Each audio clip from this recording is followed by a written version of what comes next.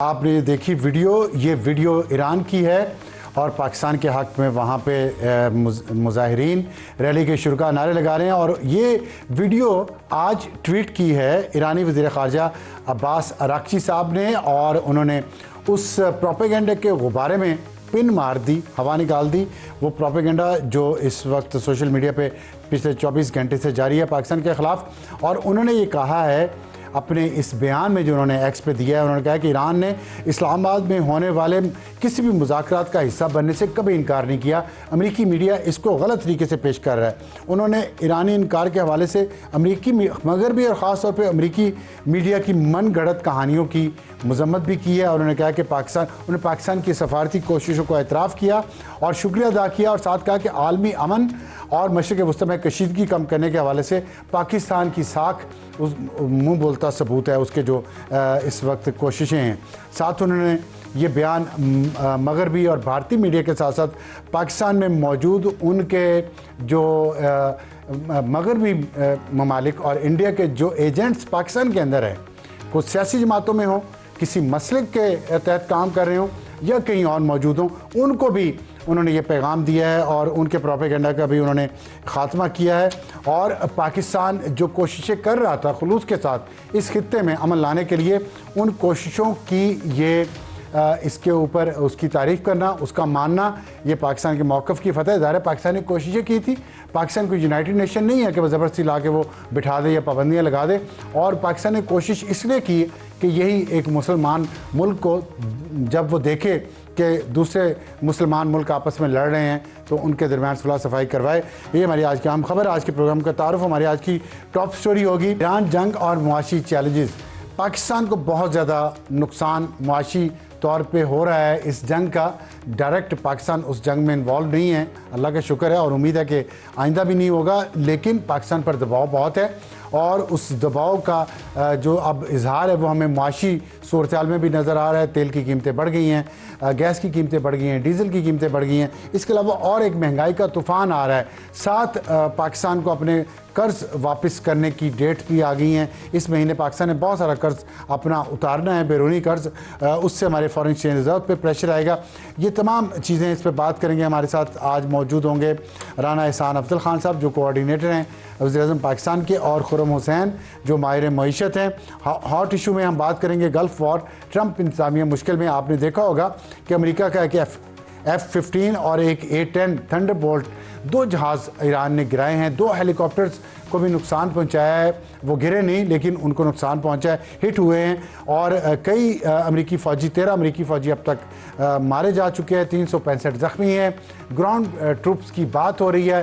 Pete Hegseth America में Jarnail after Jarnail फारिग किया जा रहा है। आर्मी चीफ को सैक कर दिया अमेरिका में। इससे आप सोचें कि वहाँ कितना बड़ा यह बहरान है। मुआशी मुश्किलात वहाँ पर बढ़ रही हैं, तेल की कीमतें बढ़ रही हैं, अमेरिका के अंदर जंग की मुखालफत बढ़ रही है। ये जो चैलेंजेस हैं ट्रंप इंतज़ामिया के लिए, इस पर बात करेंगे रज़ा रूमी साहब से। वो अमेरिका में मौजूद हैं, हमारे साथ होंगे हॉट इशू में। और एडिटोरियल हमारा आज का होगा कायद-ए-आज़म यूनिवर्सिटी पाकिस्तान के कैपिटल इस्लामाबाद की सबसे पुरानी, सबसे अच्छी, सबसे बड़ी यूनिवर्सिटी, और उसके माली और इंतज़ामी मसाइल क्या हैं, इस पर बात करेंगे हम आज के अपने एडिटोरियल में। शुरू करते हैं टॉप स्टोरी।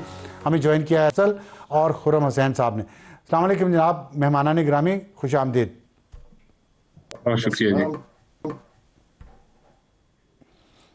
राना साहब, मैं आपसे बात का आगाज़ करना चाहता हूँ। आप बताइएगा कि जो पेट्रोल की प्राइसेस बढ़ाई गई हैं, पहले बढ़ाई गई, 2 दफ़ा बढ़ाई गई, पहले 55 रुपये पर लीटर, फिर उसके बाद दोबारा बढ़ाई गई और फिर कम कर दी गई। लेकिन कम करने के बावजूद अभी भी मज़ीद 57 रुपये पर लीटर का इजाफा हुआ। तो एक महीने में 111 रुपये पर लीटर इजाफा कर दिया आपने पेट्रोल की कीमतों में।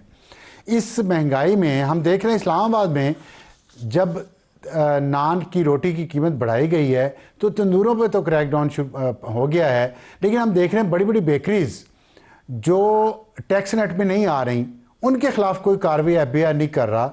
और एक तासुर तो नहीं कहना चाहिए, बल्कि एक पॉइंट ऑफ व्यू ये है कि FBI की नाकामी जो हुई है रेवेन्यू कलेक्शन में, उसका जो फ़र्क है वो अवाम की जेबों से निकाला जा रहा है, पेट्रोल की कीमतें बढ़ा के, लेवी बढ़ा के।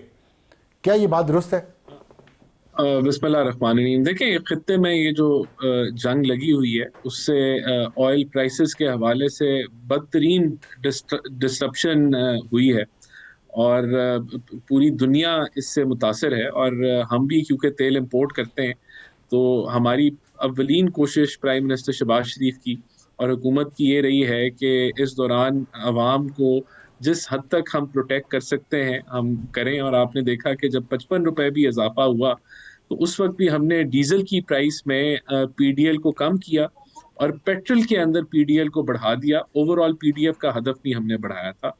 तो वो भी ये मैनेज ही करने की कोशिश की, लेकिन क्योंकि उस वक्त एकदम से जंग लगी थी और उसका इम्पैक्ट ऑयल प्राइसेस पे आया था, तो हमें वो मुकम्मल तौर पे पास ऑन करना पड़ा। उसके बाद 27 अरब हमने जो है प्राइम मिनिस्टर ने फौरी तौर पे ऑस्टेरिटी के जरिए और दीगर मामलात से लेके सब्सिडी दी पहले हफ्ते में, और फिर 100 अरब से हमने डेवलपमेंट बजट की कटौती की, और फिर उससे हमने फ्यूल को सब्सिडाइज किया। लेकिन ऑब्वियसली कि क्योंकि ये जंग एक्सटेंड हो गई, तो ये मजीद सब्सिडी देना बड़ा मुश्किल हो रहा था। तो अभी ये किया गया कि डीजल की कीमतों से पीडीएल को सिफर कर दिया गया, क्योंकि डीजल जो है वो उसमें इस वक्त जीरो पीडीएल है।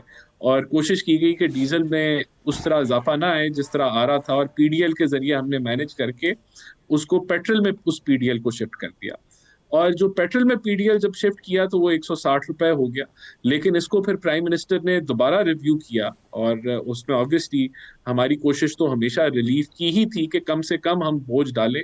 तो फिर क्योंकि पीडीएल के अंदर 80 रुपए जो है वो प्राइम मिनिस्टर ने कमी की, और जो है कदरे पेट्रोल को हमने कोशिश किया कि उसमें प्राइसेस जो है वो किसी हद तक हम उसमें कमी ला सकें। तो ये कोई आसान लोग कह रहे हैं कि फैसले ये कोई स्मार्ट भी। गेम की है हुकूमत ने, पहले ज़्यादा बढ़ा दिया और फिर थोड़ा कम कर दिया, लेकिन कीमतों में इजाफा तो 57 रुपये पर लीटर तो फिर भी बढ़ा दिया ना आपने। देखिए, हुकूमत के लिए कोई आसान फैसला, कोई भी फैसला आसान नहीं है, और दोनों फैसलों से अवाम के ऊपर किसी ना किसी तरीके से नेगेटिव तो असर जो पड़ता है। मेरा ये सवाल है डेवलपमेंट। कि यहाँ बड़ी बड़ी जी। बेकरीज हैं और बड़े बड़े कारोबार हैं, उनको टैक्स नेट में नहीं लाया जा रहा। एफबीआर फेल हो चुका है। इतने आपने उन्हें इंसेंटिव दिए, उन्हें गाड़ियां लेके दी हज़ारों, उनकी तनख्वाहें बढ़ा दी, वो रेवेन्यू कलेक्शन टारगेट ही पूरे नहीं कर सके, जिसकी वजह से आप लेवी पे लेवी बढ़ाए जा रहे हैं।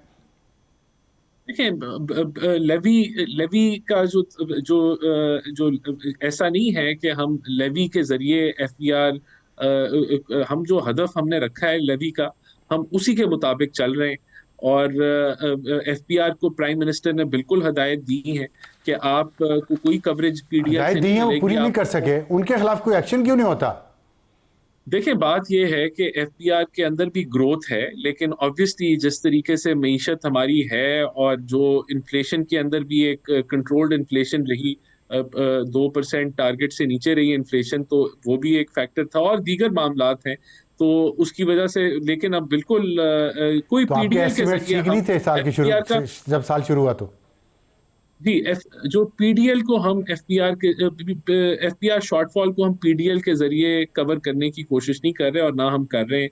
और अगर कोई पहले पीडीएल में गुंजाइश थी, तो वो इस 80 रुपए की जो कमी है उससे वो भी खत्म हो जाएगी।